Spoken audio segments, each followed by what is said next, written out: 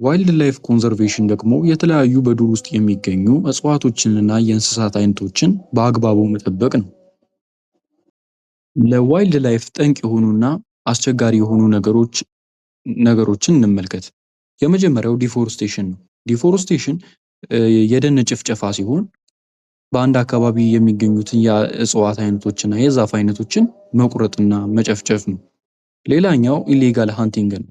የሰው ልጆች ለተለያየ ፍላጎታቸው ሲሉ የእንስሳቶችን ይገላሉ።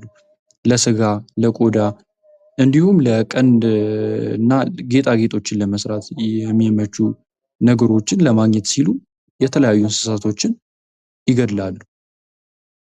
ሌላኛው ኦቨር ግሬዚንግ ነው።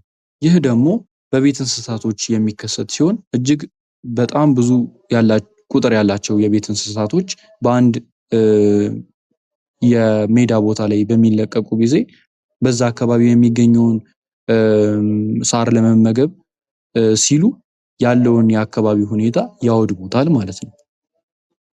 አራተኛው በርኒንግ ኦፍ ፎረስት ነው። ይህ ደግሞ የሰው ልጆች ለተለያየ ዓላማ ሲሉ እና የእርሻ ቦታቸውን ለማስፋት ሲሉ የጫካዎችን የማቃጠል ሂደት ነው።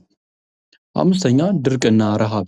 ይህ በሚከሰትበት ጊዜ የዱር እንስሳቶች፣ አራዊቶች በረሃብ እና በጥማት ይሞታሉ። ስለዚህ ይህ ዋይልድ ላይፍን ይጎዳል ማለት ነው።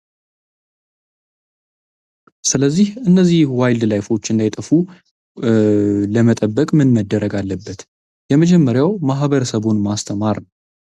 ዋይልድ ላይፍ ለሰው ልጆች የሚሰጡትን ጥቅም በማስረዳት ህብረተሰቡን ማስገንዘብ። ሌላኛው የተለያዩ ህጎችን በማውጣት ጥፋትን ያጠፋ ሰው የሆነ ቅጣት እንዲቀጣ በማድረግ ህግን ማውጣት። ሶስተኛ ናሽናል ፓርኮችን መመስረትና መጠበቅ።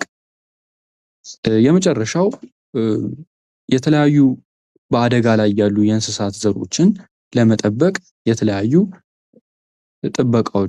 ልዩ ጥበቃዎችን ማድረግ ይመስላሉ ማለት ነው።